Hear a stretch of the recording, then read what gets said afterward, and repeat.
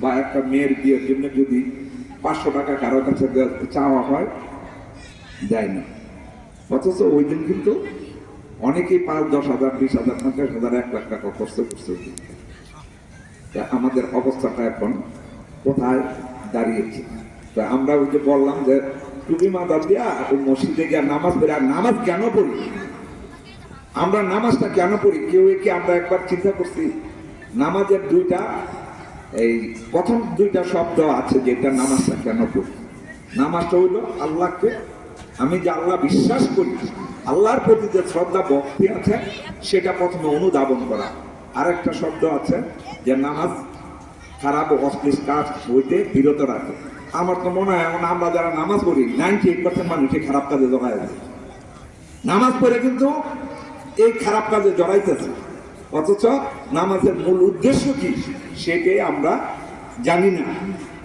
তো আমি আপনাদের কাছে একটা অনুরোধ করব যে আমাদের দেশে আমরা মুসলমানরা আমাদের দোয়া কেন আল্লাহর কাছে কবুল হয় না।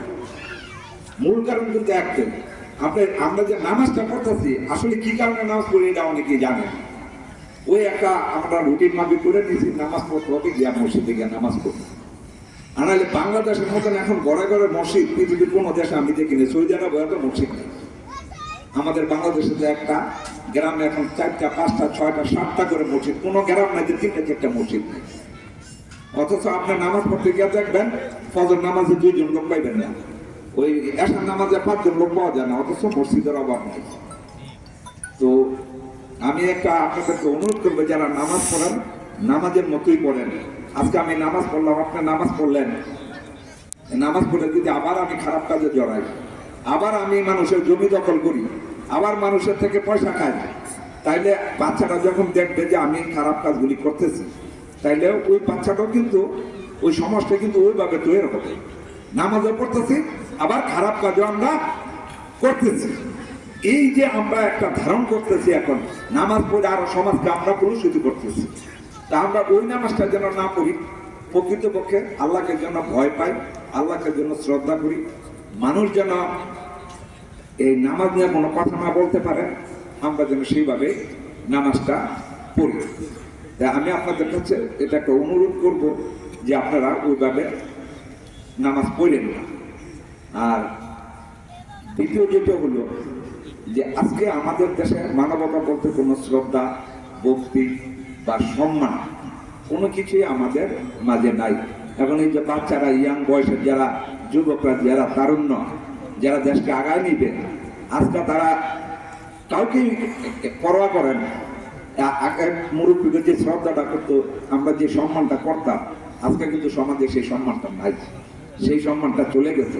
শুধু এটা আমাদের মধ্যে না, এখন আলেম সমাজের মাধ্যমে এটা বিরাজ করছে। দেখবেন যারা আলেম সমাজের, আমরা যখন মানুষকে মুরব্বীকে সালাম দেয় না, আলেম সমাজের লোক যেন তারা আমাদেরকে আর সালাম দেয় না। এখন এটা হলো একেবারেই বাস্তব নিখুঁত কথা, যেটা আমরা গবেষণা করে দেখতেছি।